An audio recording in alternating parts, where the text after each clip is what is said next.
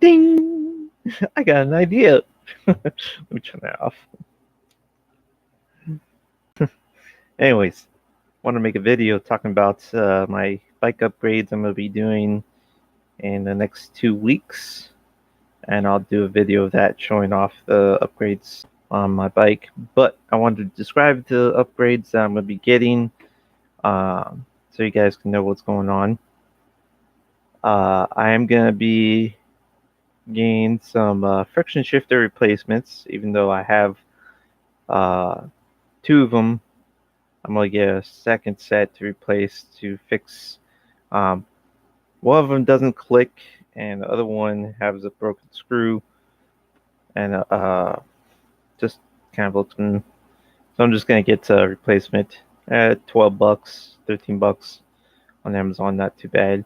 I'm thinking I'm gonna get the Shimano RDM 591 DeRono SGS rear derailleur, long cage derailleur. It's about $40.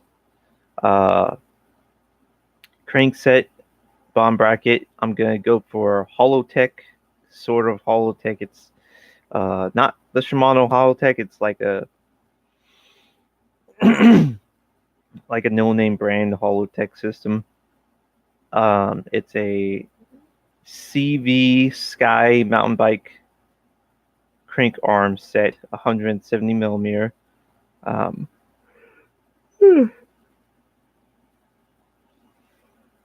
Sorry for the yawn. It comes basically with the entire set. It comes with the crank arms, the bracket welded onto the drive side crank arm, the 4 screws for a chain ring, and it comes with the preload tensioner and the tool for it, and also the external bomb bracket system. So basically, it can fit 68 to 73 millimeter bomb bracket systems. So it has like little spacers and everything like that. It's external because it's the bearings kind of sit on the outside of the bomb bracket versus inside like internals do. And that's going to be like $50. I'm going to get the Shimano.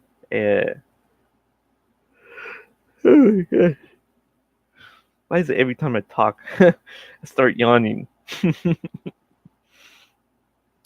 I'm getting a Fazzowen bicycle bomb bracket tool for Shimano Holotech that comes with the Shimano external crank arm, and then it comes with the Holotech preload wheel piece. And then I'm going to get a Ventola SE chainring to 104 BCD.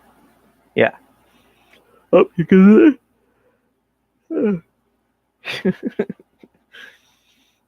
Here comes the yawn. It's going to be a 36 tooth, so that's going to fit the new bomb bracket I'm going to have. And then I'm going to get a up-in bike, mountain bike, road bike handlebar piece. It's going to be aluminum. It comes in 2 sets, either 25.4 millimeter or 31.8 millimeter. So the larger one is what I'm going to go for because I'm using a threadless stem, so they have a larger outboard stem piece. And then I'm going to get a Gena Hopper 25.4 aluminum alloyed modern kind of seat post stem. So it doesn't have that little clip on the top that you put on. It's just already there, and you use like a hex tool and just tighten down the piece. And it has the micro adjustment, so you can go like this. It's a 350 post in length.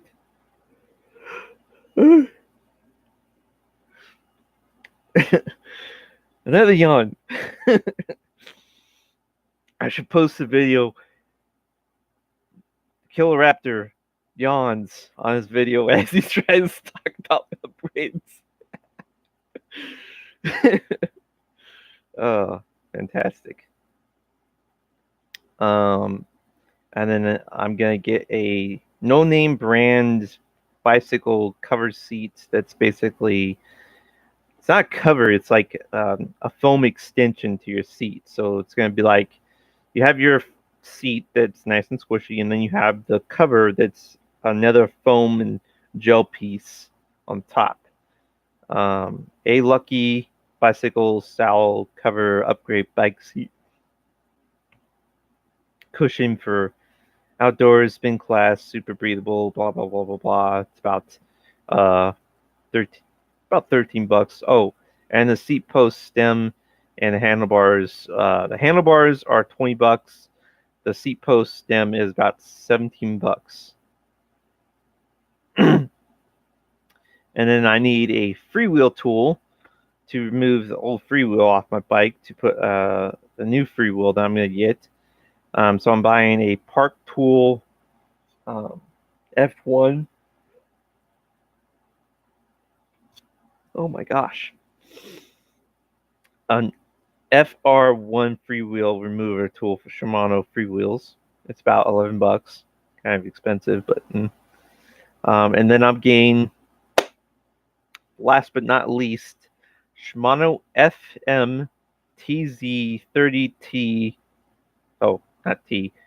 It's TZ30 20 freewheel, aka the Mega Range system. So it has 14 to 34 to 6-speed range system to it.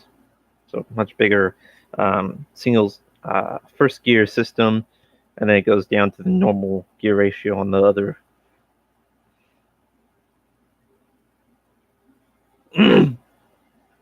Gear ratio system. Man, what's up with me yawning so much?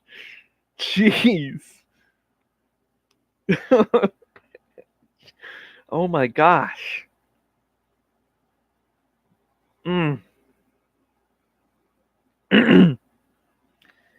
So that's the upgrades I'm going to get in about 2 weeks.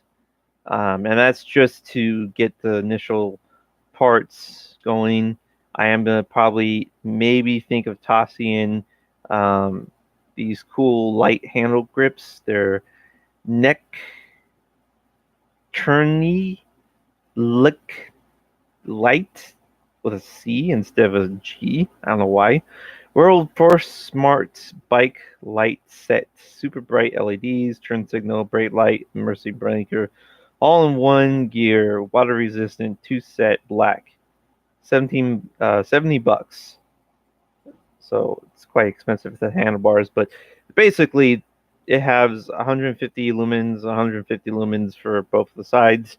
You click on the lights, they have some front light ability, and then they have some rear lights for just on or brake lights. Supposedly, my best guess is that they use a accelerometer system. So basically, while you're going, the brake light system doesn't active. It stays in normal mode, and then when you're slowing down, it detects that the bike is slowing down, and it goes boop, and it turns on the higher beam for the brake light system. And then you have on the thumb areas, there's the blinker system. So you tap it, and it basically will turn the blinker on.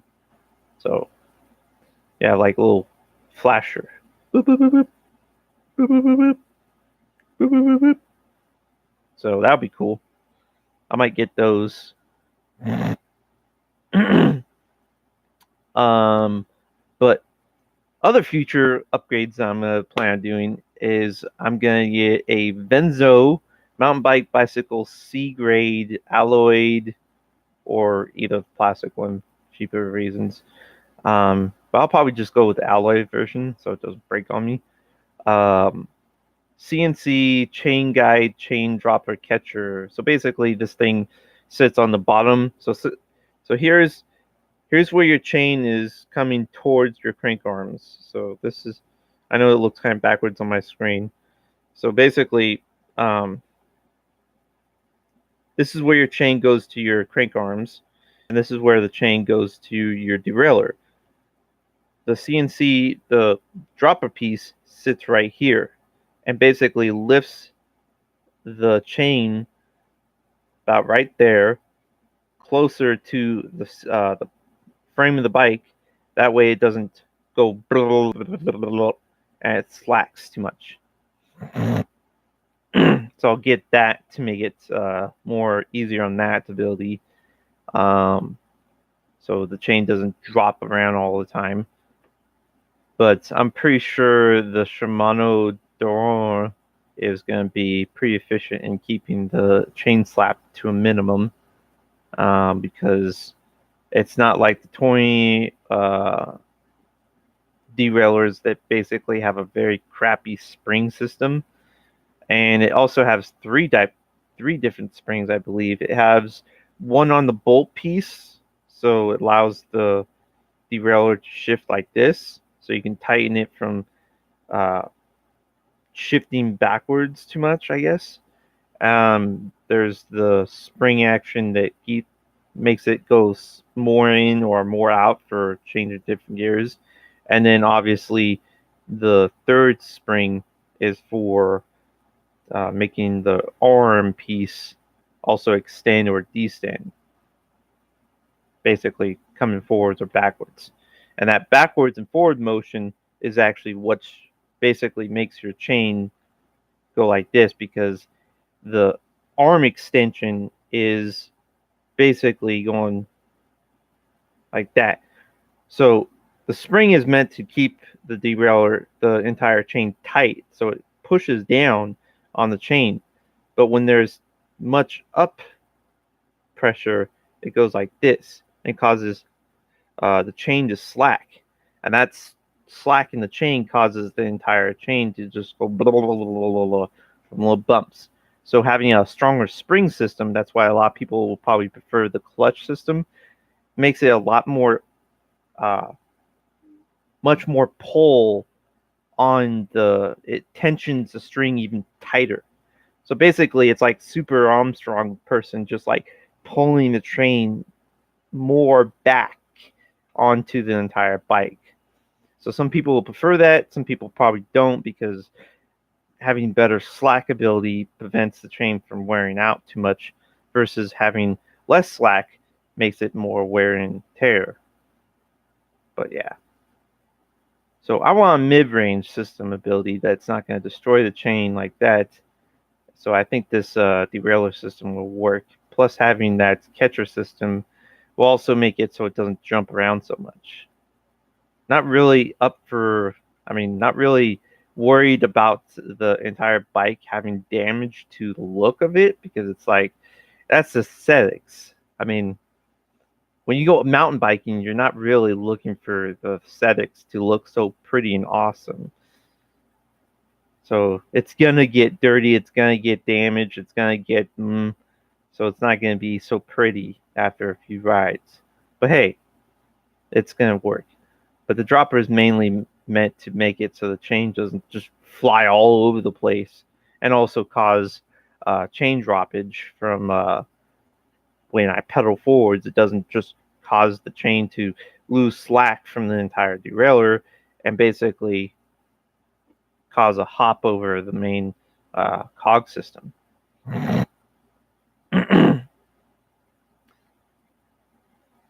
So yeah, that's another feature upgrade. That's about $35 on Amazon.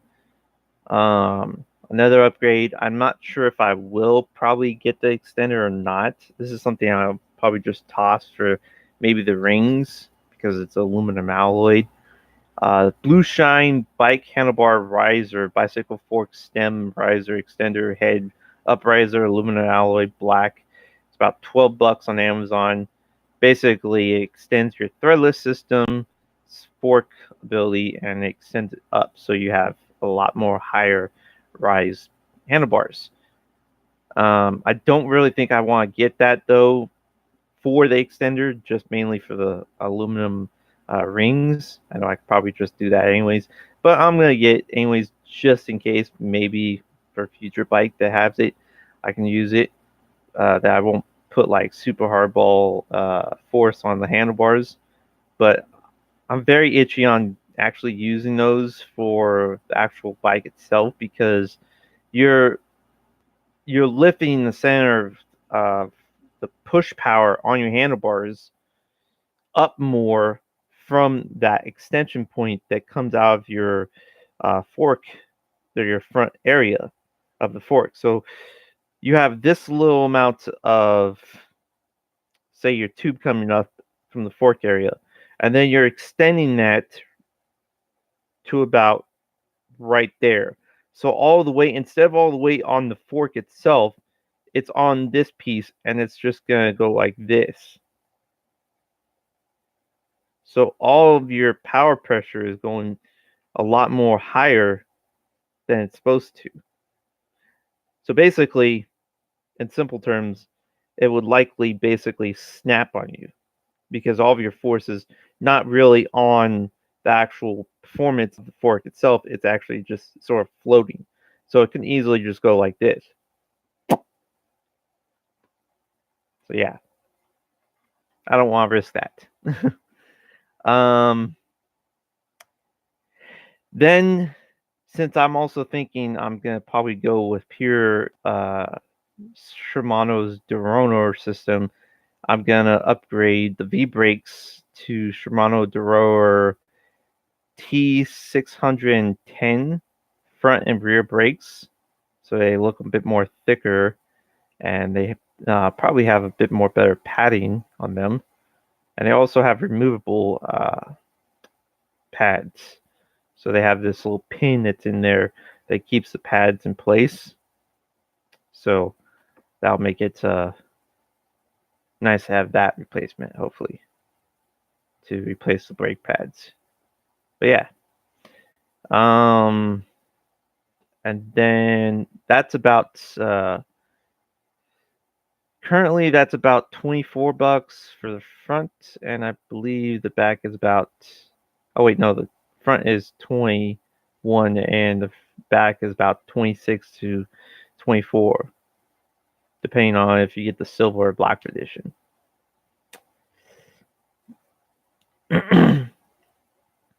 And then what was the other one?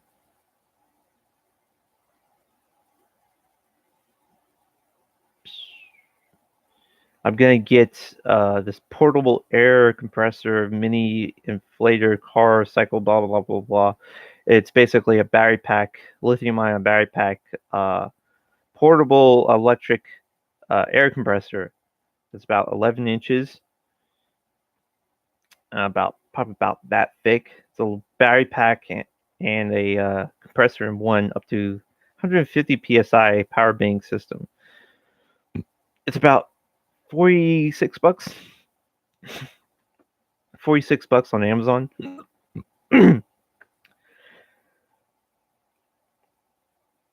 And that will help to be able to use inflate the tires on the go straight off the back without having to have a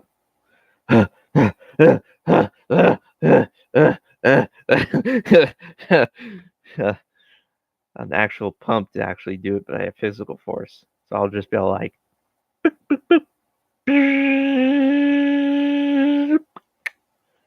and then you can set the pressure to any type of pressure you want. So you can set it from 60 to 50, and it will automatically stop at that pressure point. So that's pretty cool. So it's all digitalized and whatnot. And then for the Shimano Duroner system, I'm gonna go with the later on when I go with the other upgrades. I'm gonna go with the.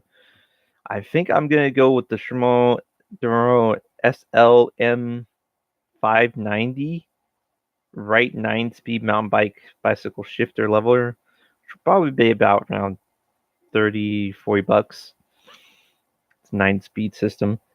And then I'm gonna go with the Shimano for the cassette, the Shimano HG 400 9-speed mountain bike cassette that has an 11 to 60 tooth ability. And then to keep with the trend of the HD, aka Hyperglide system, the Shimano CN HG 530 9-speed, 160, 16 link super narrow Hyperglide chain. I'll go with that. As for the cassette, that's about, it changed price, but the price decreased. It's around like $30. And then the chain itself is around like $23. And to keep with the Shimano Hyperglide ability, I don't know if I will change it. Maybe I will find if I can buy a cog. If the CY Sky mountain bike crank, that's basically a cheaper Holotech version, is not performing as I want, I will probably switch out those for the Shimano FCM612 10-speed Duraro crankset, black 170 millimeter Holotech 2 crank arm crankset. It's basically a 3x10 crank arm, but it has a removable cogs, so I can just remove the third and first cog and just leave the second cog there, because that's the same thing, same kind of design as exactly the same thing for the CY Sky mountain bike crank. It's a 3x cog system, so you have the 3, 2, and then the smallest one, 1x ability. So you can make it have 1, 2, or 3. So the Shimano Duraro crankset 10-speed can be the same thing. It's just that it might be much more stronger and much more buffer and strength, I believe. And also the chain ring. If I don't find those individual chain rings itself from Shimano, then I'll have to buy that. But the look of the Shimano's Duraro chainring system is actually very nice. I like the kind of spiral effect that it has, and it's a 104 BCD system. So I believe it'll do the same thing for that, because it's a 4-arm piece, not a 5-arm piece. So should be a direct replacement. And since it's Holotech, I won't need to replace the bomb bracket piece that I get from the other end. The only thing is, this thing will cost me about $123. So it's a little expensive, but being a bit more cogs, probably better reliability, and it also has the Superglide technology to it. So even though it's 10 speed ability, I'll be able to use it for my 9-speed.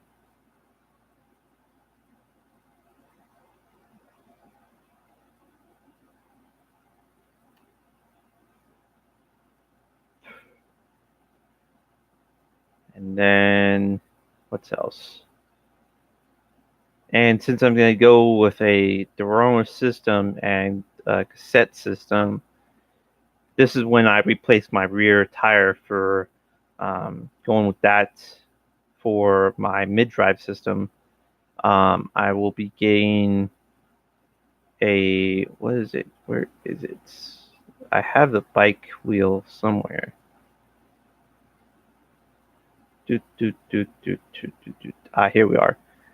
Star True Black Shimano Doro M525 6-bolt disc, 8, 9, 10 speed cassette, hub wheel, rear wheel, 26x 1.5. This is double walled, aluminum alloyed, and it's 135 millimeter in length. QR system. Basically, QR. At first, I didn't even know what QR meant. I was like looking around, like, what the heck is QR mean at this? It says 135 QR. I'm like, QR. And then I look, I look down and I'm looking at the wheel again, and I'm like, oh my gosh, QR means quick release. Ugh, I am stupid. I was like, oh man, that is so retarded. I am so dumb. The tire looks pretty interesting. It's a steel hub system too, so the hub is a bit more heavier, but and it's only a 32 spoke system versus 36. But the spokes are steel, and it's double walled, so you can definitely tell on the picture. It's got the flush spoke thread pieces, and it also has the double butt end tips. So it has like those little circles where the spokes come out, so it locks better. So I'm guessing it's a good strong wheel, and it's also V-brake compatible, so I can use that. It's got the machine piece on the wheel, so that it's V-brakes compatible. So I might get that wheel. It's about 120 bucks, and it's sold from Amazon. Pretty decent. So it's a free hub, not a free wheel. So I'll be able to put my 9-speed cassette on it, and hopefully just easily have it quick release on there, and boom. Although I probably will upgrade the quick release system to lock releasers, but we'll see. I don't know. As I mentioned in my previous video of my locking bike wheel locking ability, I mentioned that you do want to take your skewers with you if you ever lock up your bike, because people can easily just go take that skewer, walk off with it, and you'll come back to your bike and like, what? I mean, you can still theoretically ride with the skewers out of the rim, not the rim, the hub, but you really can't jump with it or anything like that, or go off any little bumps, because then your wheel's just going to go. And thieves will love to have fun with that. Just like, oh, I'm going to make this guy look like an idiot. Take a skewer and walk off. You come back, you go,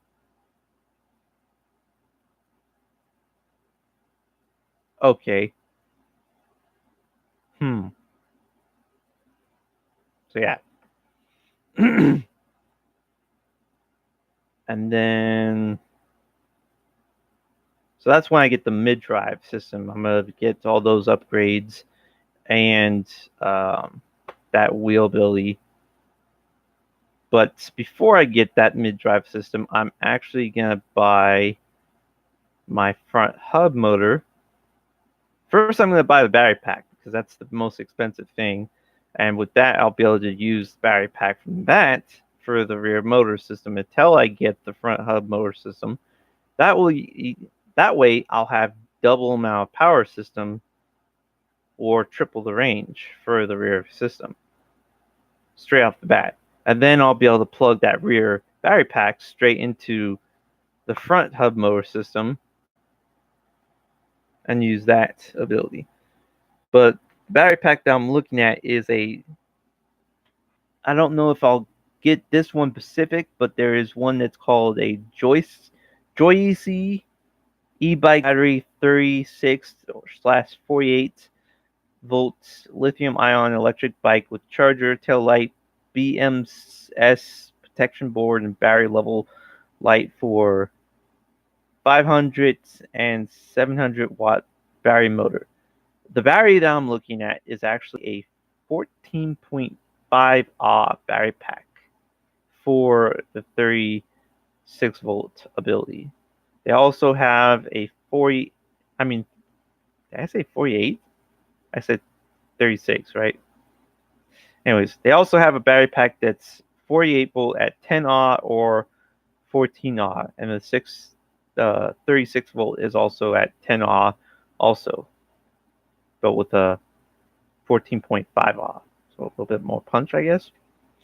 Either way, yeah, and it's basically a rear rack, so the rack mounts onto your back wheel ability, and you can do it like that. And the rack also, the rack has a hole on the bottom of it that is also kind of like a rack, and your battery just flushes into that. So the top of the rack is all normal rack system. So you have all that system ability there. You have the battery pack under it. So that's pretty good, because that way I'll be able to still use my cargo system and all that whatnot for the back without having to put the battery pack inside my bag and then use the bag with the battery. So it'll be all nice and engraved with the bike itself instead of having to take it off and on and off and on and off and on like that. And then the wheel that I'm looking at is, I'm not sure if I'll get this one. I'll probably look for a different one. But e-biking, 36 volts, 500 watt, 26 geared front electric bike conversion. So it's a 500 watt system, 36 volt. Comes with pretty much everything: your throttle, your LCD or LED board, your electric speed control, everything like that. Everything except the battery pack. And it comes with the wheel itself, which is supposedly a double-walled wheel, and it's already pre-built.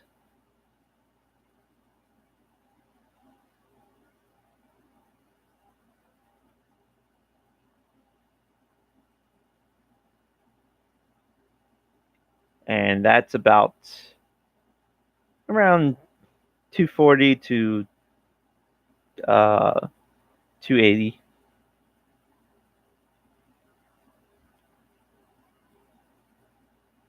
And it's V-brake. I believe it's V-brake compatible.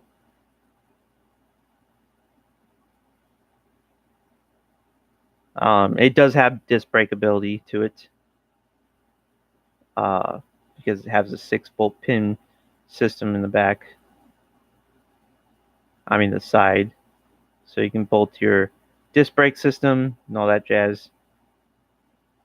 I don't know, where's the picture of it? That's not showing the picture of it. It's just showing me a bunch of. Okay.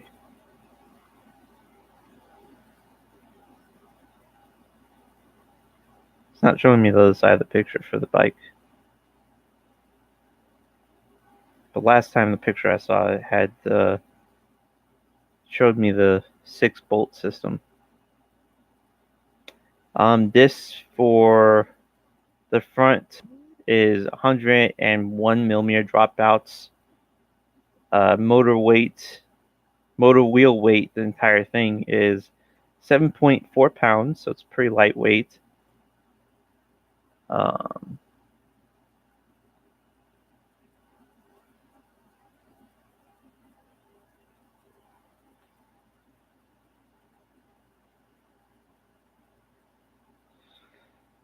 and motor torque is 40 newton meters at 80% efficiency. RPM is 300. Motor hub diameter is 158. They were selling the rear version, but I guess they're not now. But the rear version, rear dropouts are 135 millimeters. So basically, if I wanted to, or anybody else wanted to, upgrade their rear motor for the Hyper E ride, it's compatible with the system. Rear dropouts basically mean that the points where your wheel axle hits the edges of the pieces that connect to your bike, that's where the pins, the spacer pins on the axle itself are gonna be butt up against. So the insides is where it's gonna be sitting at those end pins, and an axle length itself, where it spreads out across past the axle arms, is 199 for the rear, and for the front is 165. So pretty decent length to cross about. Spokes are 12 gauge carbon steel copper nipple spokes. Pretty decent. 12 gauge is actually good. You don't want like 14 gauge spokes on them, because what I've learned is that if you go a higher number of gauge, it's actually thinner. So you want a lower number of gauge. So if you want thicker spokes, you want a lower gauge system. That gives it better strength and better durability of the entire wheel of handling beatdowns. And then aluminum rims have openings for Shiraya valves.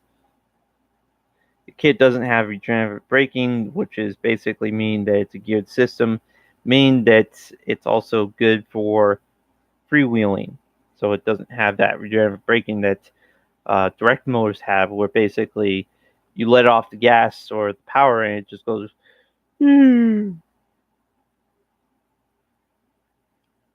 Or in simple terms, has a lot of drag, which means that it slows the bike down quite a significant amount that you don't want to do when you want to basically ride the bike without power.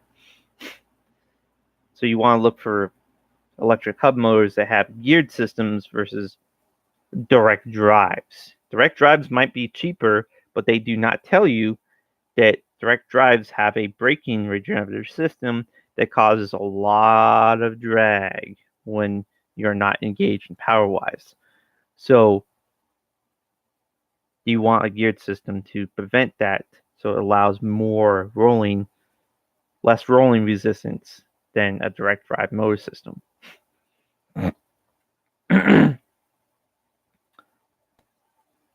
And the tire recommendation is 1.75, 1.95, 1.125, so 28C, 32C. Don't know what the end of that is. You'll be able to use your own brakes and freewheel. Brake leveler, all assessment and brake levers are optional. Kit will be able to operate without them. Sealed HUD motor, brushless motor control, LED or upgrade LCD display, twist or thumb throttle pedal assist sensor, freewheel for rear kit, 2 brake levers with safety switches, V type or disc brake compatible, torque arm, tube liner, insulation hardware, and zip ties. Batteries not included. So basically, for $250 or 200, almost $300, this is actually a pretty decent kit for 500 watts of motor performance for the front wheel or the rear wheel. And you can get in 26 or 700C wheel set, which is nice.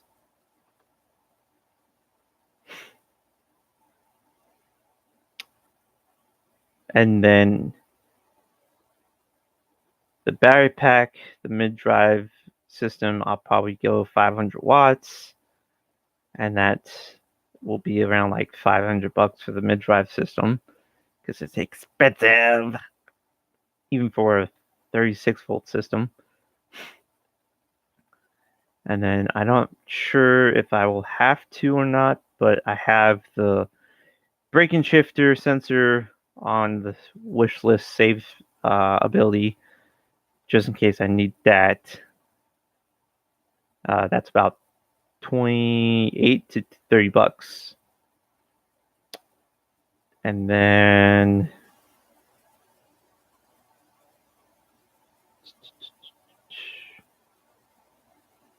I have my RockShox Recon Silver TK 426 100mm Solo Air 9mm QR crown adjustment 1/18 aluminum steer rim brake and disc brake stem, which is $250.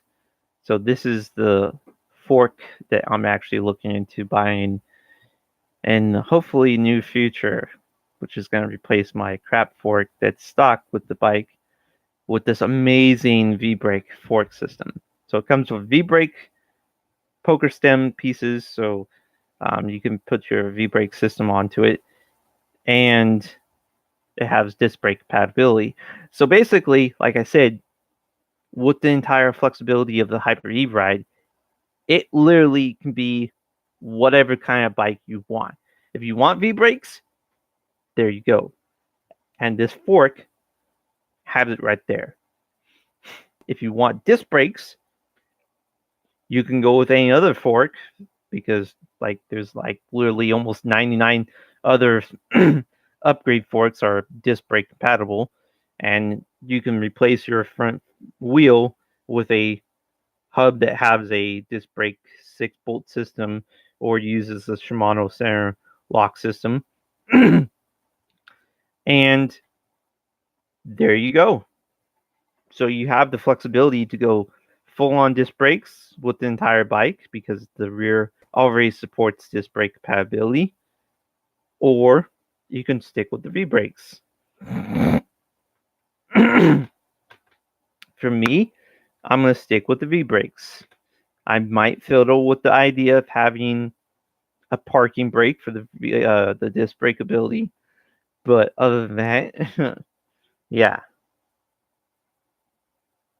this is the fork I'm going to get. And it's a Solo Air, so that basically means that it uses the standard Chevrolet valve on the bottom. You just take it off like a CO2 canister, and you just and just go whoop, boop, boop, boop. And it has a adjustment auto lock system, so you can lock up the fork if you wanted to, or unlock it supposedly. Yeah. So it's pretty cool. I mean, this fork is quite expensive, but yeah, it's for the quality and the V-brake compatibility and the air suspension system that I want to get for the bike that has a much more plush feel. Will be nice. So that's it for now. I'll talk about other upgrades later on in the future, and I'll show you guys how the upgrades look for the current upgrades I'm going to get in another couple weeks, and let you guys see how it performs. So, see you guys later. Peace out.